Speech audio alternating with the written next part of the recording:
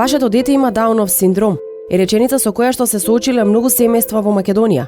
Статистиката точни бројки нема, но медицината има објаснување. Честопати стравот од непознатото не тера да ги видиме само аномалиите, не и целосната слика. А таа знае да биде толку топла, поинаква, длабока и единствена.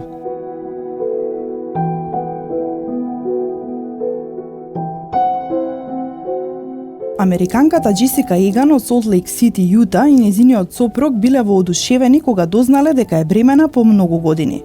Меѓутоа, во 11-тата недела од бременоста била утврдена трисомија 21 или Даунов синдром, генетско пореметување на хромозомите кои предизвикуваат застој во развојот.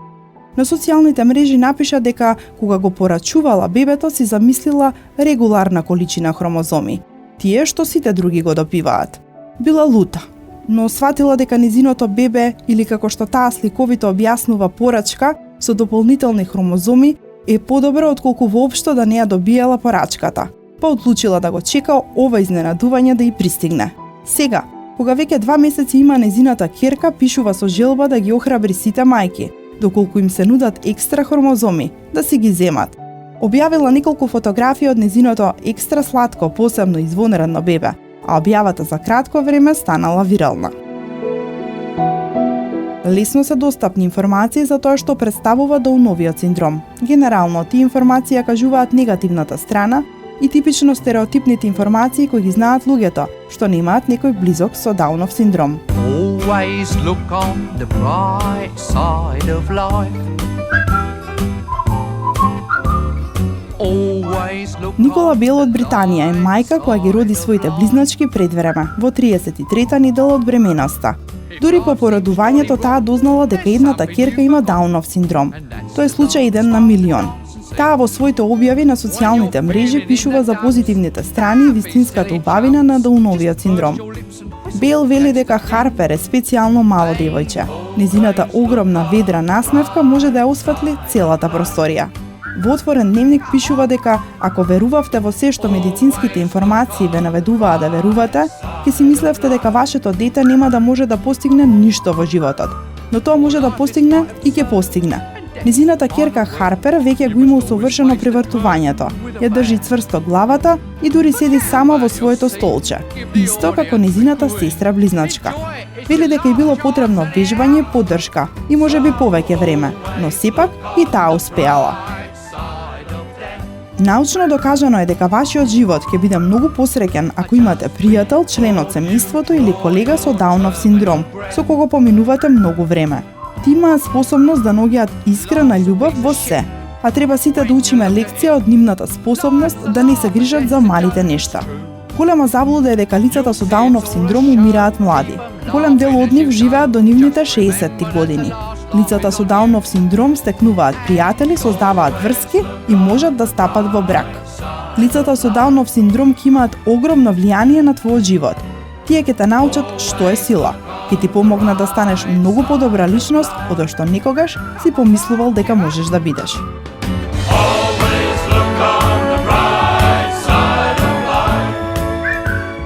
Впушти се во авантура, но зошто? Исполни ги со ништата. Избистрија главата, врати си енергијата.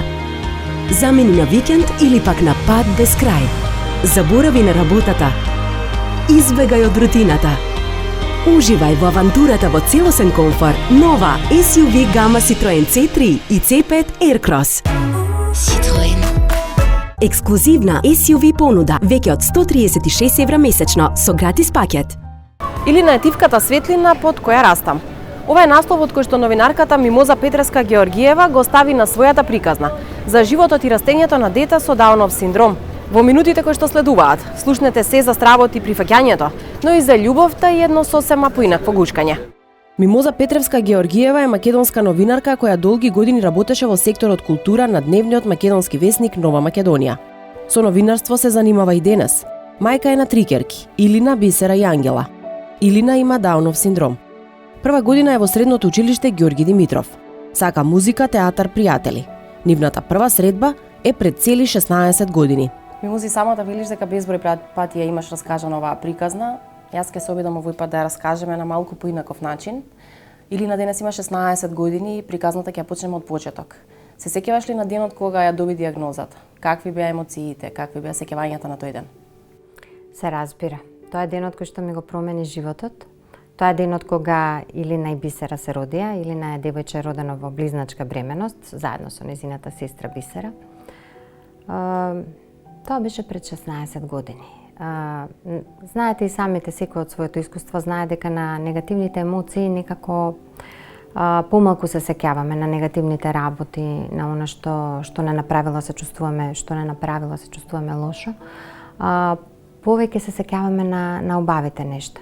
Но еве бидејќи ме прашувате, да, тоа беше моментот кој што навистина ми го смени животот. Чувствата на кои што се сеќавам се шок, ако тоа може да се нарече чувство, или тоа е некаков микс на емоции, страв, некаква неизвестност и некаков страв дека ја самата не ќе можам да се справам со таа ситуација. Под напливот на тие негативни емоции вие не можете да видите што навистина се случува. И дека сега просто се корам себе си што не успеав да ископам, што се вели, капка радост во тој момент. Него остана само стравот и тагата, а од каде произлегува стравот? Стравот доаѓа од неизвестноста, односно од неинформираноста, од тоа што не знаете со што се соочувате. Она што јас го знаев во тој момент беше дека добив дете со Даунов синдром, но не знаев што да очекувам понатаму.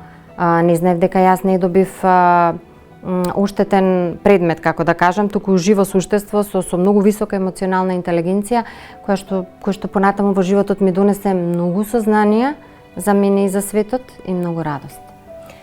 Имаше ли соодветни лица кои што можеа во тој момент да ти помогнат барем со информации? Имаше ли соодветна врата каде што можеш да тропнеш и ти, еве денес еден куп други родители кои што се соочуваат со оваа состојба, имаше ли каде да се обратиш? Па не. Станува збор за време пред 16 години, кога и свеста за потребата, нели, на некаква психолошка поддршка на мајките во родилиштата кои што ќе донесат на свет дете кој што има некаква потешкотија, не беше многу висока таа свест во тоа време. Мене само ми беше кажано дека добив дете со Даунов синдром и ми беа кажани сите здравствени консеквенции кои што може да ги има тоа дете, а кои што моето дете ги нема. Така да изостана таа психолошка поддршка која што мислам дека е многу важна во тој прв момент, бидејќи е многу важно кои се информациите кои што мајката ќе ги добие во првиот момент и дали тие се мотивирачки, охрабрувачки, насочени кон тоа да го прифати детето и да ги согледа неговите потенцијали, или се пак така сурова медицинска диагноза, како да ја наречам, која што сурови медицински предвидувања кои што може и да се остварат, може и да не се остварат, односно детето да си тргне по сосема нормален пат. Мислам, условно кажано, како да речам, да си го развие полниот потенцијал, каков што беше во нашиот случај. Сопругот бил оној кој што и соопштил на Мимоза дека едната од нивните ќерки близначки има Даунов синдром. Кога се случува вакво нешто, и двајцата се во шок. Значи, партнерот и партнерката, и потесното, и пошироко семејство. Секој различно се справува. Значи, не можеме да кажеме едно клише дека жените подобро се справуваат отколку машката страна во заедницата и така натаму. Но од искуство, она што на мајката е потребно, нели, во тие први денови и моменти, па и понатаму во животот, прво доаѓа потребна поддршката од партнерот, а понатаму и од поширокото семејство. И сега од она што јас сум го видела, кое што сум го посведочила, е дека мајките во принцип се оние кои што почнуваат да го бараат чарето, што се вели на народски јазик, почнуваат да се информираат, да се поврзуваат со други родители, да се мрежуваат, да бараат информации на интернет, институционална помош да бараат, додека дали поради нашиот менталитет, нели, татковците се позатворени, им треба повеќе време да ја преработат таа информација и да се охрабрат да ја споделат со светот, но не е правило. Многу почести се случаите кога лекарите се оние кои што треба да ја погледнат мајката во очи и да ја соопштат дека детето има аномалии. И овде нема лесен начин да се ублажи дијагнозата. Нема поинаков речник освен оној медицинскиот, со кој менувате човечки животи од корен.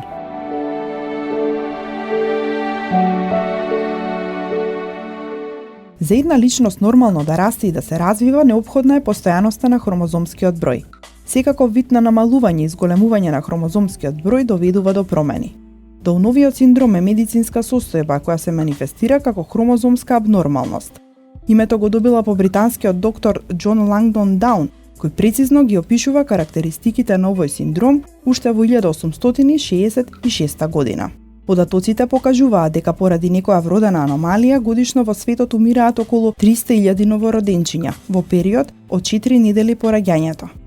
Напредокот во однос на дијагностиката, во текот на бременоста, преку проценка за тоа како се развива плодот, не само преку прегледи на гинеколози и акушери, туку и специјалисти од детска хирургија, детска кардиологија, кардиохирургија, неврохирургија, доведува до рано дијагностицирање уште во бременоста дали и какви аномалии има плодот.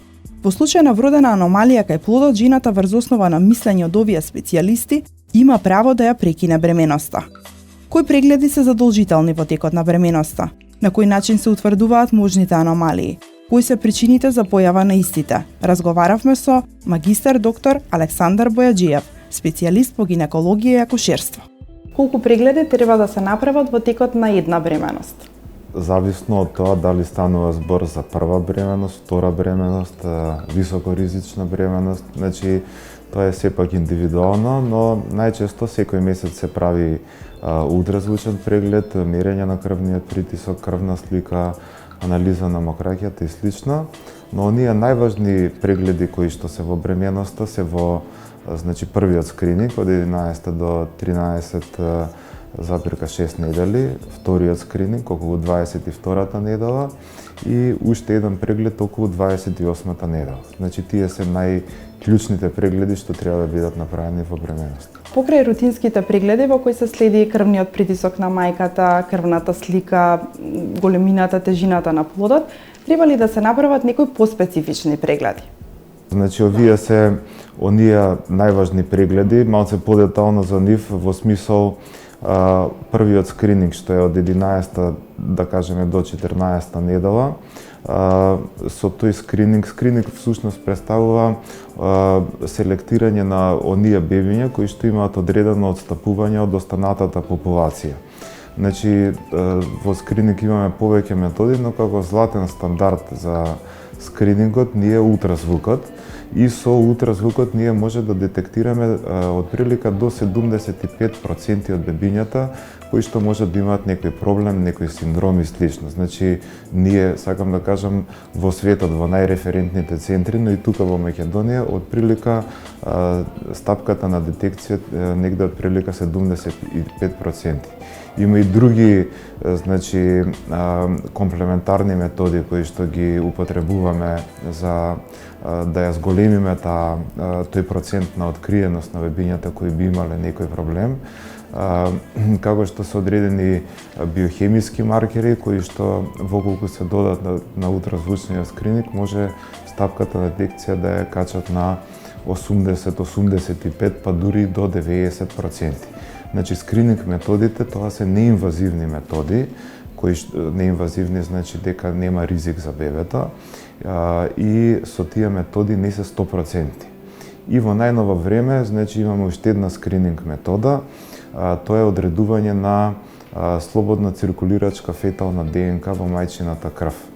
Значи има НИПТ тестови кои што ја детектираат феталната ДНК во мајчината крв, ја изолираат и кажуваат со многу голема точност, например за трисомија 21, односно за Дауновиот синдром е отприлика преку 99% точност. И тие може да се прават после 10-та недела. Значи, единствена голема мана на овој многу добар тест е цената. Од 11-та до 14-та гестацијска недела се прави првиот ултразвучен скрининг со кој се утврдуваат аномалиите кај плодот. Истите тие најчесто по 14-та недела потешко можат да се детектираат. Што доколку се пропушти овој преглед? Прво, да кажам дека со тој ултразвучен преглед, ние со тој скрининг гледаме одредени маркери кај бебето, кои што ни кажуваат дали бебето има ризик да има некаков проблем. Значи, дали треба дополнително да испитаме, бидејќи ние со ултразвукот не може да постигнеме дефинитивна диагноза. Има бебиња со Даунов синдром кои што немаат никакви органски пореметувања, никакви ултразвучни промени, само ментална ретардација која што не може ултразвучно да се види. Во најголем број случаевите ние ултразвучно ги детектираме бебињата кои што се сомнителни за некој синдром, но тоа не е 100% точност. Бидејќи тие бебиња со Даунов синдром може и да немаат никакви видливи промени.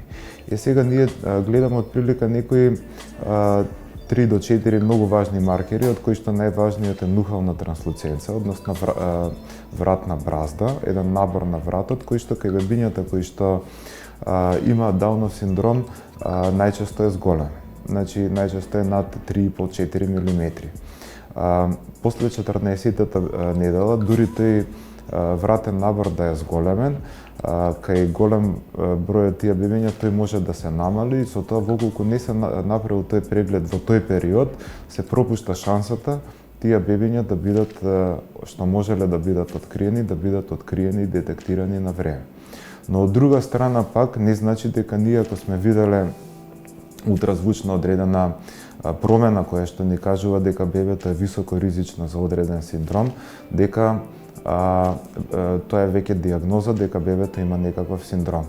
Значи, имало бебиња кои што имале значително голем таков вратен набор по 6-7 мм, па потоа се докажало со оние инвазивни, односно диагностички постапки, дека бебето е сосема здраво. Кои се најчестите причини за појава на аномалии кај плодот во текот на бременоста? Има голем број на причини. Значи, може да бидат причините генетски, може да бидат грешки во самото формирање на бебето, може да биде комбинација на генетски во комбинација со од надворешната средина фактори. Еве една актуелна, да речеме, тема што е аутизмот. Аутизмот реално скоро и да не може ултразвучно, значи да биде откриен, бидејќи научниците мислам се уште не се сигурни што е точната причина што го ја дефинира таа состојба. Најчесто се смета дека е полигенетска причина, повеќе гени се одговорни во комбинација со надворешните влијанија. Од надворешните влијанија е утврдено дека загадениот воздух, ниското ниво на железо во крвта кај мајката, невнесувањето на фолна киселина кај оние бебиња што се генетски предиспонирани може за 7 пати да го качи веројатноста за појавата на аутизам, така да голем број на влијанија од надворешната средина може да бидат одговорни за одредени генетски предиспозиции. Од друга страна, одредени гени кои што се одговорни, кои што се сметат дека се одговорни за појавата на аутизам, кај една особа може да дадат некоја тешка форма на аутизам, кај друга особа некоја лесна форма, а кај трета особа воопшто да нема никакви проблеми таа особа. Така да сакам да кажам дека голем број на фактори може да бидат и генетски, но во комбинација со надворешната средина тие може да се изразат во многу поинаква варијанта. Доколку се откријат аномалии во текот на бременоста, на кој начин им соопштувате на пациентите и дали тие сами ја носат одлуката, дали ќе го родат тоа дете или пак ќе ја прекинат бременоста? Дали им сугерирате на одлуката? Најважно од се е да имаме точна представа, односно точна диагноза за каков тип на аномалија станува збор, за последиците кои што таа аномалија може да ги донесе до животот и однесувањето на плодот и на целокупната фамилија со тоа нормално. И после тоа све им го соопштуваме на пациентите, но за жал во Македонија многу лесно луѓето се одлучуваат за прекин на бременоста, дури за многу лесни аномалии, така да кажеме. А правилото би требало да биде дека она што не е споиво со живот, значи оние аномалии кои што не се споjivi со живот, дека тие бременности треба да бидат прекинати. Значи во други земји како Италија има многу по-ригорозни закони што се водно за на прекинување на бременоста.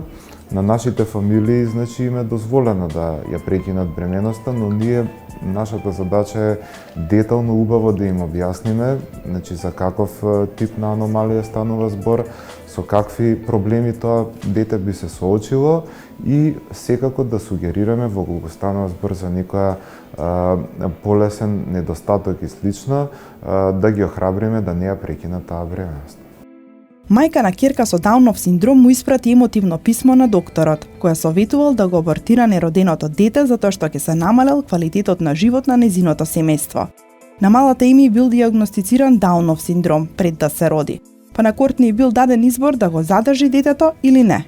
Докторот ја советувал да избере втората варијанта, но Кортни не го послушала и ја продолжила бременоста. Сега, таа преку писмо му порача на докторот дека сгрешил, дека незината ќерка не го влошила животот, туку бескрајно и го подобрила и дека посакува следниот пат, кога тој ќе види дете со Даунов синдром во утробата, да ја погледне трудницата во очи и да ја рече: "Твоето бебе е совршено."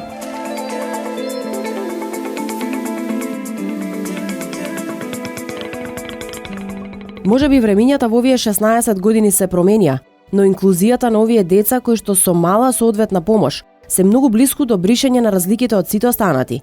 Се уште не го достигнала својот максимум.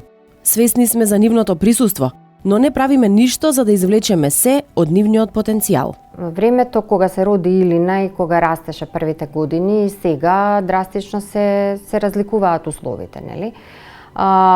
Општествената, мислам тоа, како да кажам, свесноста на луѓето на пошироката јавност за постоењето на овие луѓе е многу повисока е свесноста за нивните потреби, дека тие се составен дел од заедницата во која што живееме.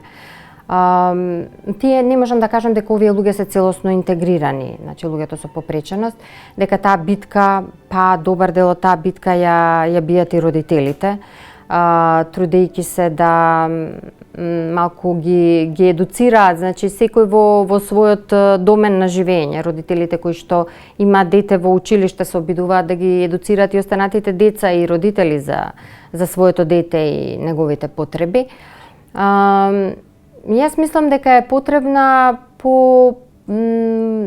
поголема системска поддршка, институционална поддршка. Значи, за да добиеме ние функционални луѓе со некакви потешкоти во развојот, ние треба пред се да направиме темелни промени во образовниот систем, затоа што инклузијата вака како што е сега имплементирана, не е целосно, како да кажам, функционална. Илина денес има 16 години и е прва година средно. Да. Кога сме кај училиштата и кај тој соодветен начин на нивна едукација во овие образовни установи, како изгледаат денес незините школски денови?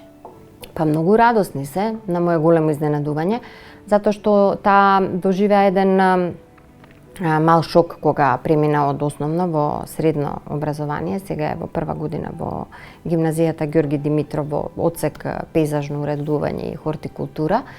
И беше малку шок, бидејќи сепак условите се малку посурови, не се така, како да кажам, прилагодени на незините потреби како во основно училиште.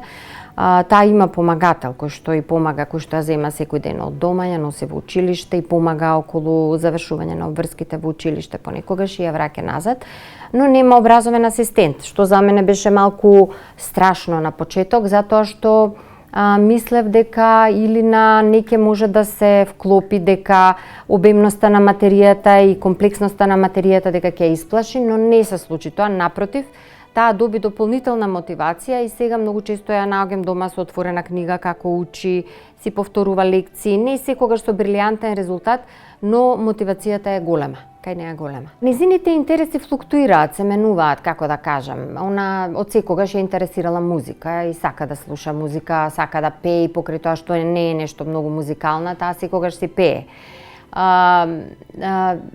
Сака се што е поврзано со музика, со танц, обожава да оди на пливање, 2 пати до 3 пати неделно јас ја носам на нели, на тренинзи по пливање.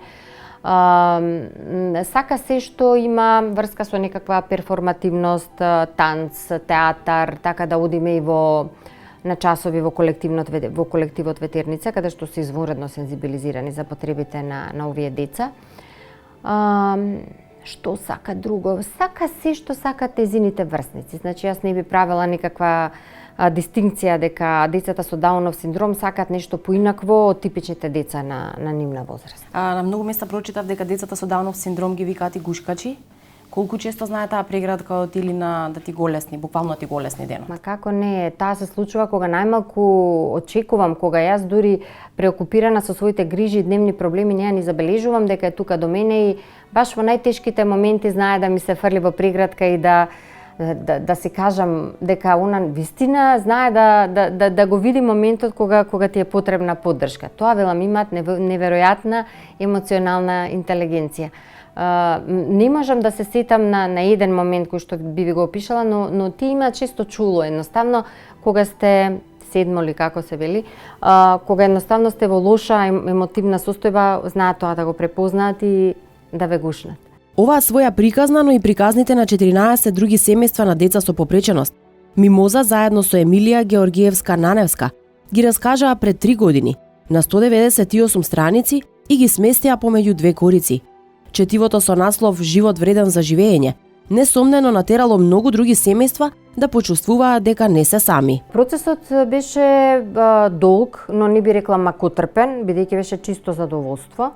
Јас толку сакав да ја направиме оваа книга. Јас не сум автор, туку коавтор на книгата, заедно со психологот Емилија Георгиевска-Наневска и фотографот Драги Неделчевски од Тетово. И двајцата имаат деца со попреченост. Така да, кога ние некако по игра на случајот се сретнавме, се роди приказната вистина, идејата овие приказни да се прибележат. Потоа, нели, со тие родители со кои што бевме во контакт, исто така разговаравме околу тоа дали би сакале да раскажат својата приказна. И тие што се согласија се во книгата. Она што е пионирски потфат во оваа книга е тоа што за прв пат тука самите лица со попреченост, па дури со интелектуална попреченост, зборуваат за себе. И тоа на еден многу интересен, многу шармантен начин. И мотивирачки, предпоставувам, за луѓето. Животот со дете со попреченост, живот вреден за живење, е приказна уникатна и посебна за секое едно семејство. Нема универзални зборови кои што носат олеснување или утеха, но има пораки кои што носат мотив и сигурност, без страв да се тргне во непознатото. Значи, може би е неблагодарно да советувам некого од ваква временска дистанца. Значи, јас сум поминала 16 години и сега имам чувство дека од моментот кога се родила Илина и кога ми се случила таа некаква траума, да ја наречеме условно кажано, имам чувство дека сум сосема друг човек. Јас тоа сум го прифатила, живеам со тоа, се трудиме да го извлечеме максимумот од секој ден и максимумот од Илина. Најдобро е родителите на новороденчиња кои што имаат некаква попреченост, најдобриот совет и мотив го добиваат од родители кои што имаат деца на слична возраст. Но нешто општо што би можела да кажам, а важи за сите, е некако свесно и совесно да се соочат со состојбата. Свесно во смисла да не дозволат негативните емоции да ги заслепат, да ги преплават. Многу пати тоа знае да резултира со напуштање на детето. Значи да се обидат да ги добијат релевантните информации за состојбата на своето дете. Понатаму да не се изолираат. Тоа е многу важно. Да не се изолираат во смисла да се затворат во својот свет, во својата болка, во кругот на потесното семејство, туку да комуницираат. Да комуницираат што повеќе со родители кои што се наоѓаат во слична состојба, односно кои што имаат деца во слична состојба и родители кои што се поискусни, кои што го поминале патот. Не сакам да звучи како научна фантастика, но идеално би било доколку мајките продолжат да ги имаат социјалните контакти кои што ги имале до тогаш, да имаат свој професионален живот. Ова веќе звучи како научна фантастика, затоа што по сила на нештата кога ќе се роди дете со некакви потешкоти, за него останува да се грижи мајката и таа многу пати се откажува од својот професионален живот затоа што па ја нема соодветната институционална поддршка. Но сега како што се менуваат условите, не секаде, неблагодарно е ова да се каже, но јас би рекла подобро е мајките да имаат таа професионална сатисфакција. Сега се соочуваме ние како мајки со друг проблем. Мајка која што има дете со попреченост, навистина не може да, или повеќето од нив не можат да работат полно работно време, иако законски нив тоа како право им следува, во практика многу ретко го среќаваме да мајка на дете со попреченост некаде работи со половина работно време или со неколку часови неделно или неколку денови неделно. Тоа за нашите македонски работодавци се уште е незамисливо. Но мислам дека тоа би било идеално решение, нели, тие семејства економски да зајакнат, значи мајката да не биде дома и посветена само на детето, а мислам дека и ќе придонесат за некакво нејзино самочувствие и подобра општа состојба. На крајот од приказната, кога Мимоза ја прашува Илина кога е најсреќна, Илина вели секогаш. Можеби токму тоа е највистинската порака која што треба да ја испрати секоја една ваква или слична приказна. Вода која доаѓа од 400 метри длабочина. Недопрена, чиста, природно газирана вода. Од срцето на Пелистер. Вода од која единствено е одземен природниот јаглероден диоксид. Негазирана вода безпрекорно заштитена од азотната обвивка. Звук кој значи прв контакт со надворешниот свет и околината. Оној добро познат звук. Звукот на Пелистерка.